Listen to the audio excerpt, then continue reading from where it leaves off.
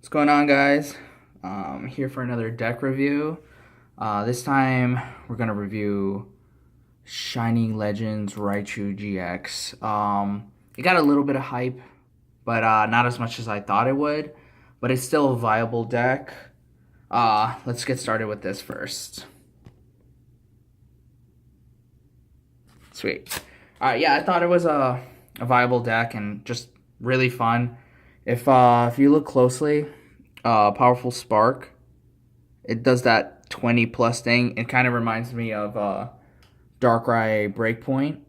If you guys played back in the day, not that long ago, probably like a year ago. Breakpoint, Darkrai, basically you just slapped on as much energy as possible on the board and it would just do 20 times. So this is a similar concept.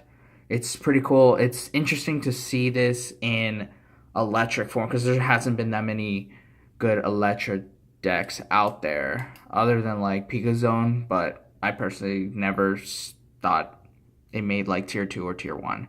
But this one I would say is probably like tier 2. I think it's fun. And when I tested it, specifically this list, pretty early, it went toe to toe with Alolan Ninetales slash Zoroark because Zoroark's also in this. I just think it's a fun deck. So breaking it down first, for support and an attacker, you have Zoroark Trade, right? This dude, Trade, that ability once per turn, basically you discard one card and then you get two cards. So if you have two of those guys up, it definitely helps out a lot. That and basically 2-2 line, right? Your Raichus you should have four. I didn't have a fourth promo. But these promos, I definitely recommend them because if you notice, they have 70 HP, and that 10 more HP makes a huge difference when the opponent's Coco spreading and whatnot. So they now have to do 4 Coco spreads instead of 3. So they're not gonna knock out your Pikachu's that easily. I want to throw in this guy. I believe he's still from Shining Legends. I think he's cool. He only has 60, but Iron Tail is pretty hilarious. You just keep flipping until you get tails, and like I've knocked out a 60 HP Pokemon with it like early game, and it was hilarious. So I just personally like that Pikachu. Personally, I would for you guys or anyone else, if you're gonna build this list, I would put the promo Pikachu if you can get a hold of it.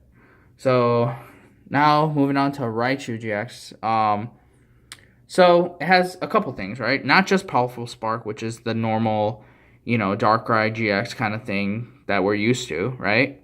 But Thunder, even though it attacks itself, it's pretty good. 160, and considering there's max elixirs on this, I mean, you could get it on Pikachu or not. Like, it can be powered up pretty quick. 160 with Choice Band will be obviously like 190. It's pretty good. There's no Kukuis in this deck, so it doesn't power it all the way up, but we're just going more for speed. So that's a pretty good attack. I haven't used it that much, but like if you're stuck in a bind and your Powerful Spark just isn't doing that much, Thunder will definitely help you out. And 210, you already have a good amount of damage. I'm sorry, HP, so that's pretty cool. Voltail GX. The thing I love about electric Pokemon is the whole paralyzing effect. I mean, that with like Lapras's Ice Beam or something like that, GX attack, it's pretty similar. This one does 120 and your opponent is paralyzed. Believe it or not, that can stall out somebody. I know they could like Guzma up and like get out of that status ailment, but that forces them now to Guzma. I mean, if they really need to end that turn or really need to Sycamore or Lily or whatever, like that kind of throws them off. So it ruins their game plan. So Voltail's pretty decent. It doesn't necessarily need to be end game, because most GX attacks like you use it to like win the game or like whatever, but I personally think you could use it anytime. I would go more for like the end of the game, but it's pretty cool.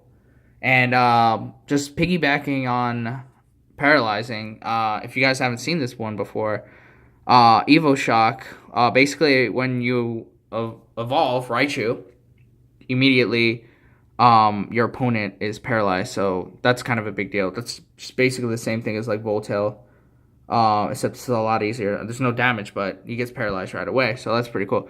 Volt Tackle actually is stronger than I thought, you know. For 130, yeah, it does 30 to itself, but just kind of like how Thunder does 30 to itself. It's still really good. That with a Choice Band 160 for like, you know, one prizer, it's pretty good. He just comes in, you know, randomly when you need him, but having two outlets to paralyze is really good. Okay, so Oranguru.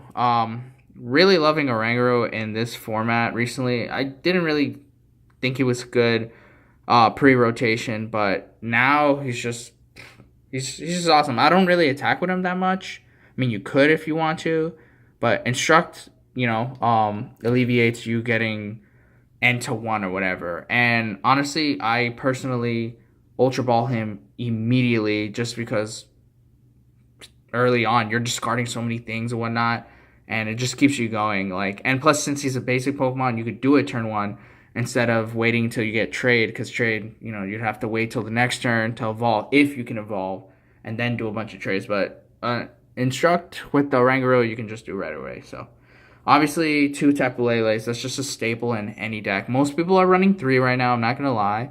So like, I recommend 3, but I personally like, and I'm comfortable with 2 Leles. If you guys don't know yet, the Wonder Tag, you know, you search for a supporter, you should know that. Energy Drive is a big deal.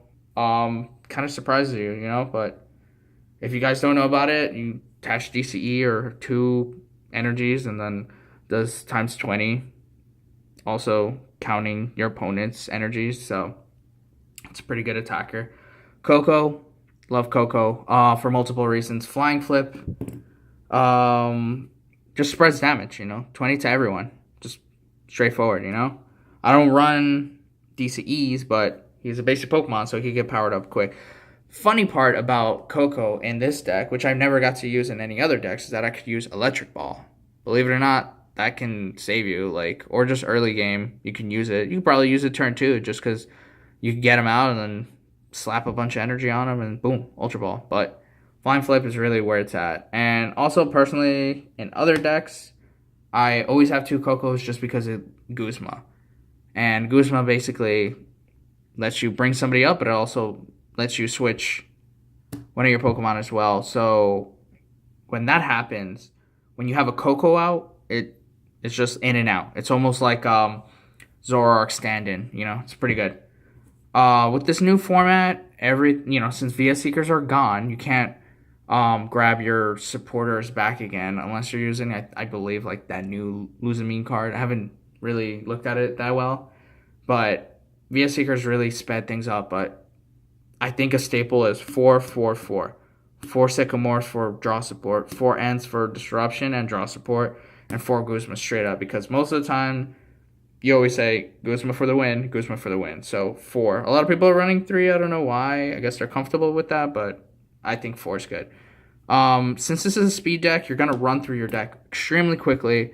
So Rescue Stretcher is a big deal. And also, since we're running Stage 1, it's also really useful. Just because that first thing where it says put a Pokemon from your discard pile into your hand, you could, if you discarded Raichu, this one, like, grab him up, slap it on a Pikachu, boom, paralyzed. So that helps. And also Raichu, GX, and stuff like that. So since we're running through energies like crazy, Energy Recycler is definitely a big deal.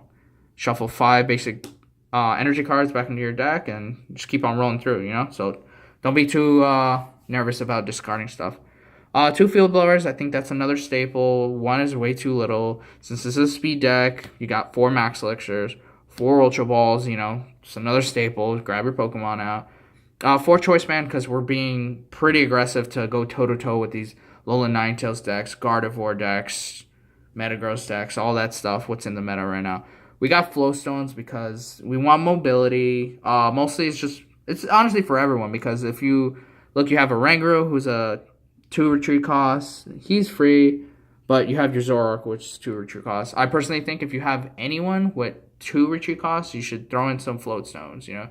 It's really hard relying on just your Guzmas, but I think the float stones really help out.